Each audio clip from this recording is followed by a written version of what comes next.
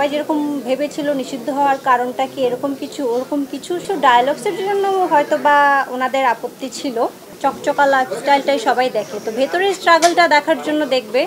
এই ছবিতে আমার যে ক্যারেক্টারটা ছিল একজন সুপারস্টারের ক্যারেক্টার, তো আমার ডিরেক্টর চাচ্ছিলেন নতুন একটা মেয়েকে নিয়ে করতে, যাকে যাকে কেউ কখনো স্টার বা পরিচিত ফেস না।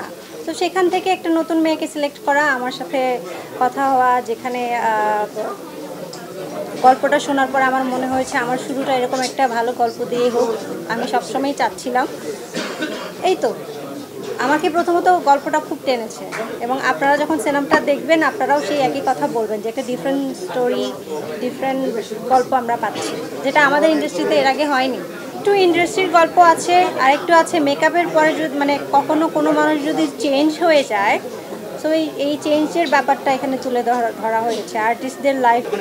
এটা পুরো ডিফারেন্ট একটা প্যাটার্ন। আপনি যেটা বোঝাতে চাচ্ছেন এরকম কোনো কিছু না, যেটা মেকআপ আমরা ইউজ করি মেকআপের সাথে তুলনা করা হচ্ছে, এটা এরকম না। মানে একটা মানুষ মেকআপের পর মনে করেন একটা আর্টিস্ট, সে যখন একটা সাধারণ মেকআপ করলো সে একরকম, সে যখন কাজের একটা লোকের মেকআপ করলো এরকম, সে একটা সিম্পল মেয়ের মেকআপ করলো একরকম। সো ওই ব্যাপারটা আলাদা করা হয়েছে এখানে, যে মেকআপ মানে এই মেকআপ সেটা বলা হয়নি। এটা একটা পিওর রোমান্টিক স্টোরি। আমরা যখন নর্মালি কোনো আর্টিস্ট বা যে কেউ যখন গল্প তার কাছে আসে, সে গল্পটা শুনে করতে চায়, এই ব্যাপারটা তো আর্টিস্টের কাছে নেই যে এরকম হতে পারে ওরকম হতে পারে। আমি আর্টিস্ট, আমি কাজ করেছি এতটুকু আমার জানা। সেন্সর বোর্ডের কাছে কোনো কিছু একটা ডায়ালগস বা কিছু মনে হয়েছে আপত্তিকর, সো সেখান থেকে ওটা কাট করে তো নতুন করে এসেছে।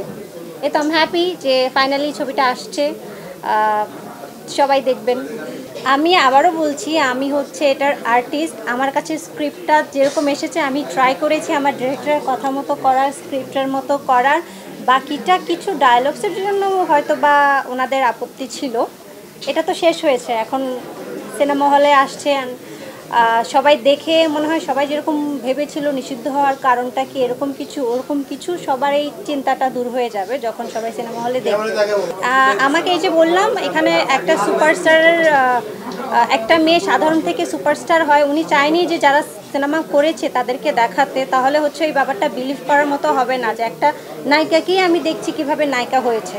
নতুন একটা ফেসকে উনি দেখাতে চেয়েছে আমাকে, যেমন এখানে একটা সিম্পল একটা গ্রামের মেয়েকে দেখানো হয়েছে, একদম সাধারণ একটা গ্রামের মেয়ে যার মা বলতে পারেন বাসায় কাজ করে, ওরকম একটা সাধারণ মেয়ে থেকে সে সুপারস্টার হয়ে যায়, এবং স্টারডমটা কিভাবে সে শুরু করে শেষ করে আমরা ওই ব্যাপারটা দেখতে পাবো। দর্শকরা দেখবে, কারণ দর্শকরা মিডিয়ার ভেতরের কি বলে আর্টিস্টদের কষ্ট, স্ট্রাগল, একটা আর্টিস্ট হয়ে ওঠা, একটা আর্টিস্টের স্বপ্ন বা ছোট থেকে বড় হয়ে ওঠা, এগুলো সিনেমার বাইরের তো কেউ লাইফস্টাইলটা শুধু মানে কি বলে চকচকা লাইফস্টাইলটাই সবাই দেখে, তো ভেতরের স্ট্রাগলটা দেখার জন্য দেখবে। আর আমাদের ইন্ডাস্ট্রিতে এই টাইপের গল্প এর আগে হয়নি, সো আই থিঙ্ক মানুষ এনজয় করবে এটা।